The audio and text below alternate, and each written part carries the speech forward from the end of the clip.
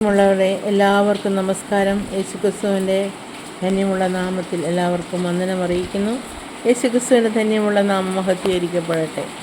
ഇന്ന് ഞാൻ വേദവാക്യം പറയാനായിട്ട് ആഗ്രഹിക്കുന്ന ലൂക്കോസിൻ്റെ സുവിശേഷം 1-ാം അധ്യായത്തിലെ 5 തൊട്ടുള്ള വാക്യങ്ങളാണ്. 5 തൊട്ട് നമുക്ക് താഴോട്ട് വായിക്കാൻ പറ്റും. 5, 6, 7, 8, 9, 10, 12, 14, 15 വരെയുള്ള വാക്യങ്ങളാണ് ഞാൻ ഈ മെസ്സേജിന് ആധാരമായിട്ട് എടുത്തിരിക്കുന്നത്.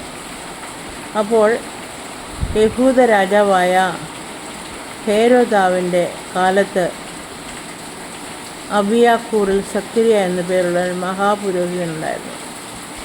ഹെരോദ് വളരെ കഠിനമായ ഒരു രീതിയിൽ രാജ്യം ഭരിക്കുന്ന ഒരാളായിരുന്നു.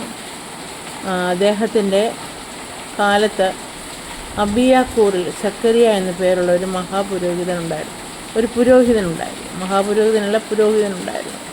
അവൻ്റെ ഭാര്യ അഹരോൻ്റെ പുത്രിമാരിൽ ഒരുത്തിയായിരുന്നു. അവൻ്റെ ഭാര്യ എലിസബത്ത് എന്നായിരുന്നു അവളുടെ പേര്. അഹരോൻ്റെ പുത്രിമാരിൽ ഒരാളായിരുന്നു. അവർക്ക് ഇരുവരും ദൈവസന്നിധിയിൽ നീതിയുള്ളവരും കർത്താവിൻ്റെ സകല കൽപ്പനകളിലും ന്യായങ്ങളും കുറ്റമില്ലാത്തവരായി നടക്കുന്നവരുമായിരുന്നു.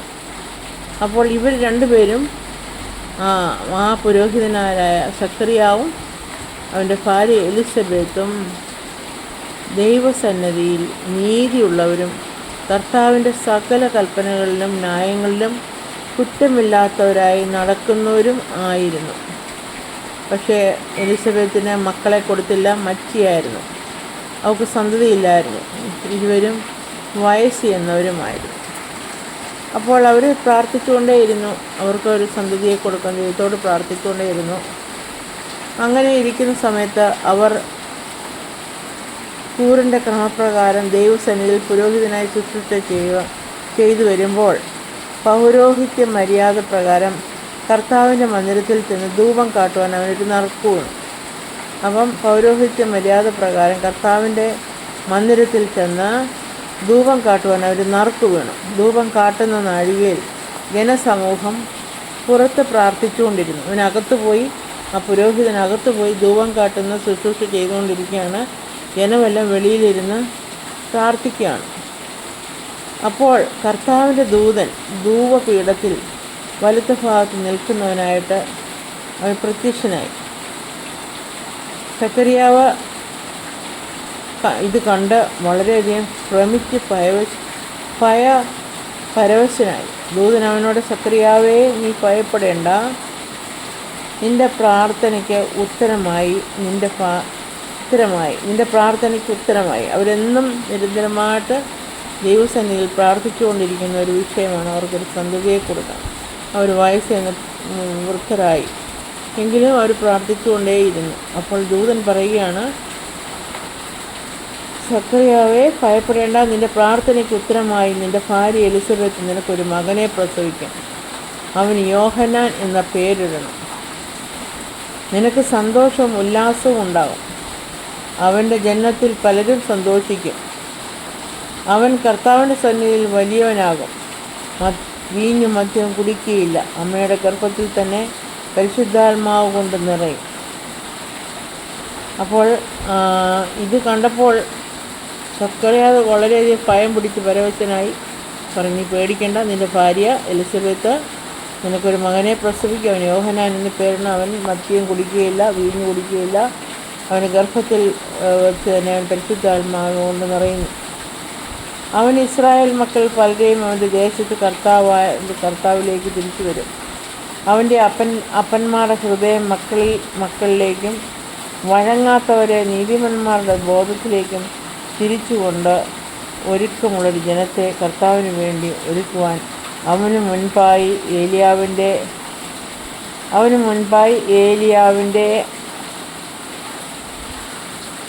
ആത്മാവോടും ശക്തിയോടും കൂടി നടക്കും.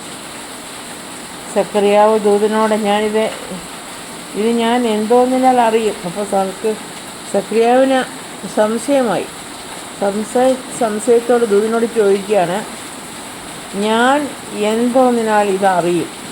അപ്പോൾ സംശയം, ദൂതൻ പറഞ്ഞിട്ട് വിശ്വസിച്ചില്ല. അപ്പോൾ സംശയരൂപയെ ചോദിക്കുകയാണ്, ഞാനിത് എന്തോന്നിനാൽ അറിയും എന്നാണ് ചോദിച്ചത്. അപ്പോൾ ഞാൻ വൃദ്ധനും എൻ്റെ ഭാര്യ വയസ്സ് എന്നോളുമായി. അപ്പം സംശയരൂപയെ ചോദിക്കും, ഞാൻ വയസ്സനായി, എൻ്റെ ഭാര്യ വയസ്സിയായി, ഞാനിത് എന്തോന്നിനാൽ ഇത് സംഭവിക്കും എന്ന് സംശയത്തോടുകൂടി ദൂതനോട് ചോദിക്കുകയാണ്.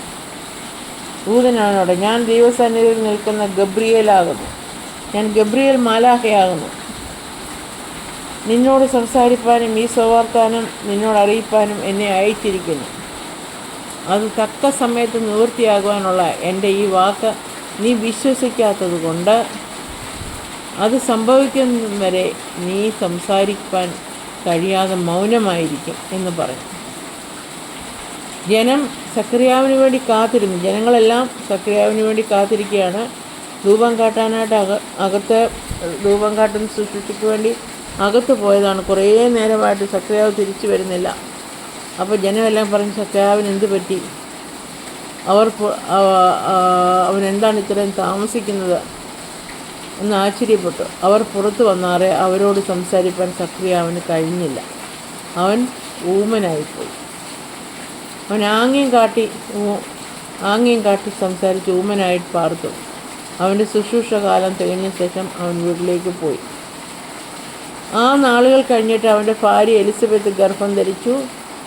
മനുഷ്യരുടെ ഇടയിൽ എനിക്കുണ്ടായി നിന്ന നീ നീക്കുവാൻ കർത്താവ് എന്നെ കടാക്ഷിച്ച നാളിൽ ഇങ്ങനെ എനിക്ക് ചെയ്തു തന്നിരിക്കുന്നു പറഞ്ഞ് അവൾ 5 മാസം ഒളിച്ചു പാർത്തെന്നാണ് ബൈബിളിൽ എഴുതിയിരിക്കുന്നത്. അപ്പോൾ 6-ാം മാസത്തിൽ 5 മാസം ഒളിച്ചു പാർത്തു. ഈ 6-ാം മാസം കഴിഞ്ഞപ്പോഴാണ് ഗബ്രിയേൽ ദൂതൻ വീണ്ടും നസ്രത്ത് എന്ന ഗലീല പട്ടണത്തിൽ ദാവീദ് ഗൃഹത്തിലുള്ള ജോസഫ് എന്നൊരു പുരുഷന് വിവാഹം നിശ്ചയിച്ചിരിക്കുന്ന കന്യകയായ മറിയയുടെ അടുക്കലേക്ക് ചെന്നത്. അപ്പോൾ മറിയ ദൂതൻ അവളുടെ അടുത്ത് എന്ന്, കൃപ ലഭിച്ചവളെ നിനക്ക് വന്ദനം, കർത്താവ് നിന്നോട് കൂടെ ഉണ്ട്. അവൾ ആ വാക്ക് കേട്ട് ഭ്രമിച്ചു. ഇതെന്തൊരു വന്ദനമെന്ന് മനസ്സിൽ വിചാരിച്ചു. ദൂതൻ അവളോട്, മറിയെ നീ ഭയപ്പെടേണ്ട, നിനക്ക് ദൈവത്തിൻ്റെ കൃപ ലഭിച്ചു. നീ ഗർഭം ധരിച്ച് ഒരു മകനെ പ്രസവിക്കും, അവന് യേശു എന്ന പേർ വിളിക്കും. അവൻ വലിയവൻ ആകും, അത്യുന്നതൻ്റെ പുത്രനെന്ന് വിളിക്കപ്പെടും. കർത്താവായ ദൈവം അവൻ്റെ പിതാവായ ദാവീദിൻ്റെ സിംഹാസനം അവന് കൊടുക്കും. അവൻ യാക്കോബ് ഗൃഹത്തിൽ എന്നേക്കും രാജാവായിരിക്കും. അവൻ്റെ രാജ്യത്തിന് അവസാനമുണ്ടാകുകയില്ല എന്ന് പറഞ്ഞു. മറിയ ദൂതനോട്, ഞാൻ പുരുഷനെ അറിയായികയാൽ എങ്ങനെ സംഭവിക്കും എന്ന് ചോദിച്ചു. അതിന് ദൂതന, പരിശുദ്ധാത്മാവ് നിറഞ്ഞ് നിൻ്റെ മേൽ വരും, അത്യുന്നതൻ്റെ ശക്തി നിൻ്റെ മേൽ നിഴലിടും. ആകയാൽ ഉത്ഭവിക്കുന്ന വിശുദ്ധ പ്രജ ദൈവപുത്രൻ എന്ന് വിളിക്കപ്പെടും. നിൻ്റെ ചാർച്ചക്കാരി എലിസബത്തും വാർദ്ധക്യത്തിൽ ഒരു മകനെ ഗർഭം ധരിച്ചിരിക്കുന്നു. അവൾ മച്ചി എന്ന് പറയുന്നവൾക്ക് ഇത് 6-ാം മാസം. ദൈവത്തിന് ഒരു കാര്യവും അസാധ്യമല്ലോ എന്ന് പറഞ്ഞു. അപ്പോൾ മറിയ വളരെ വിനയത്തോടു കൂടി കർത്താവിൻ്റെ അടുക്കൽ ഇതപ്പോൾ കർത്താവെ,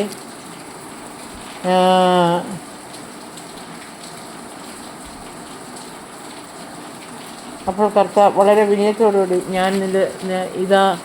ഞാൻ കർത്താവിൻ്റെ ദാസി, നിൻ്റെ വാക്ക് പോലെ എനിക്ക് ഭവിക്കട്ടെ എന്ന് പറഞ്ഞു. വളരെ വിനയത്തോടു കൂടിയാണ് മറിയ ഗബ്രിയേൽ മാലാഖനോട് പറഞ്ഞ്, ഇതാ ഞാൻ കർത്താവിൻ്റെ ദാസി, നിൻ്റെ വാക്ക് പോലെ എനിക്ക് ഭവിക്കട്ടെ എന്ന് പറഞ്ഞു. അതേസമയം സക്കറിയാവിനോട് ഈ കാര്യം പറഞ്ഞപ്പോൾ സക്കറിയ പുരോഹിതൻ എന്താണ് പറഞ്ഞത്?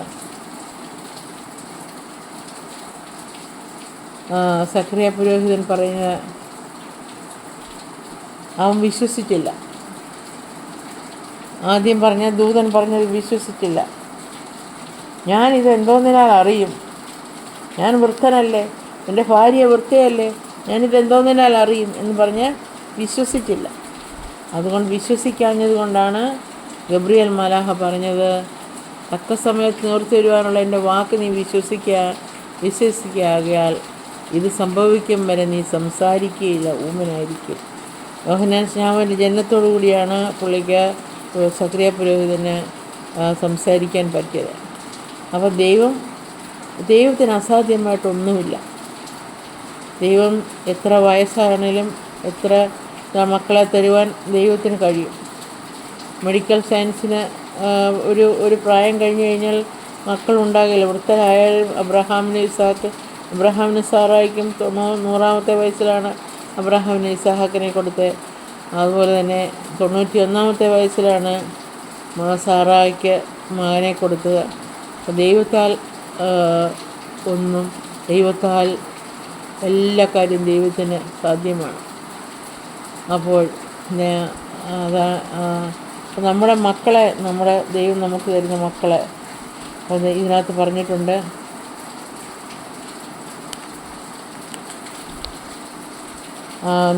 നിനക്ക് സന്തോഷവും ഉല്ലാസവും ഉണ്ടാവും. നമ്മുടെ മക്കളെ കണ്ട് നിനക്ക് സന്തോഷവും ഉല്ലാസവും ഉണ്ടാകും. അവൻ്റെ ജനനത്തിൽ പലരും സന്തോഷിക്കും. അവൻ കർത്താവിൻ്റെ സന്നിധിയിൽ വലിയവനാകും, മദ്യവും വീഞ്ഞും കുടിക്കത്തില്ല. അവൻ ഇസ്രായേൽ മക്കളിൽ പലരെയും അവൻ്റെ ദൈവമായ കർത്താവിലേക്ക് തിരിച്ചു വരും. അപ്പോൾ നമുക്ക് ദൈവം തമ്പുരാൻ മക്കളെ തരുമ്പോൾ നമുക്ക് വലിയൊരു സന്തോഷമല്ലേ ഉണ്ടാകുന്നു. നമുക്ക് സന്തോഷവും ഉല്ലാസവും നമ്മുടെ ജീവിതത്തിൽ ഉണ്ടാകും. ദൈവത്തിൻ്റെ ദാനമാണ് കുഞ്ഞുങ്ങളെ ദൈവം തരുമ്പോൾ നമ്മൾ സന്തോഷത്തോടെ സ്വീകരിക്കുക. കുഞ്ഞുങ്ങളെ നല്ല രീതിയിൽ വളർത്തുക.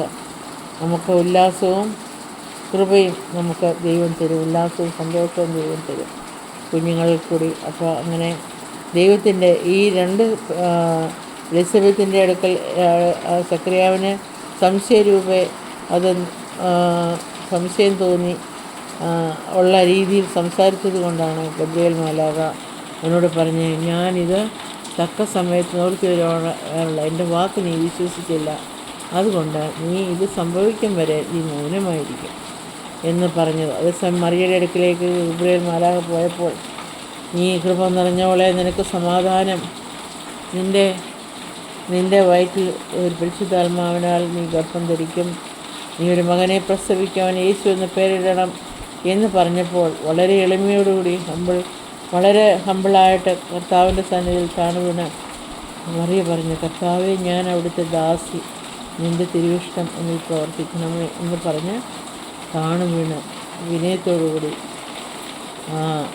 മാലാഖയുടെ മുമ്പിൽ പറഞ്ഞു. അതുകൊണ്ട് അവളെ ദൈവം അനുഗ്രഹിച്ചു, അവൾക്ക് കൃപ ലഭിച്ചു. അവൾ ലോകത്തിൻ്റെ രക്ഷിതാവിനെ പ്രസവിക്കാനുള്ള ഭാഗ്യം മറിയയ്ക്ക് കിട്ടി. മറിയ ഭാഗ്യവതി എന്ന് ലോകം മൊത്തം വിളിച്ച് പറയുന്നതിൽ കന്യക മറിയം ഭാഗ്യവതി എന്ന്. നിൻ്റെ ഗർഭപാത്രവും നീ കുടിപ്പിച്ച മുലയും ഭാഗ്യമുള്ളതെന്ന് കർത്താവിൻ്റെ അമ്മയായ മറിയോട് പറയുന്നു. അങ്ങനെ മറിയയ്ക്ക് ഒരു പദവി കിട്ടി, കർത്താവിൻ്റെ അമ്മയാകാനുള്ള പദവി കിട്ടി, അനുഗ്രഹിക്കപ്പെട്ടവളെന്ന പദവി കിട്ടി. വിനയവും സൗമ്യതയും ോടുകൂടി കർത്താവിൻ്റെ മുമ്പിൽ നിന്നതുകൊണ്ട് മറിയയ്ക്ക് ആ സൗഭാഗ്യം കിട്ടി. അപ്പോൾ നമ്മളെല്ലാവരും ദൈവത്തിൻ്റെ മുമ്പിൽ താണിരുന്ന് ദൈവഭാഗം പ്രാർത്ഥിക്കണം. നമ്മുടെ താഴ്ചയിലാണ്, നമ്മുടെ താഴ്മ കണ്ടാണ് ദൈവം നമ്മളെ അനുഗ്രഹിക്കുന്നത്.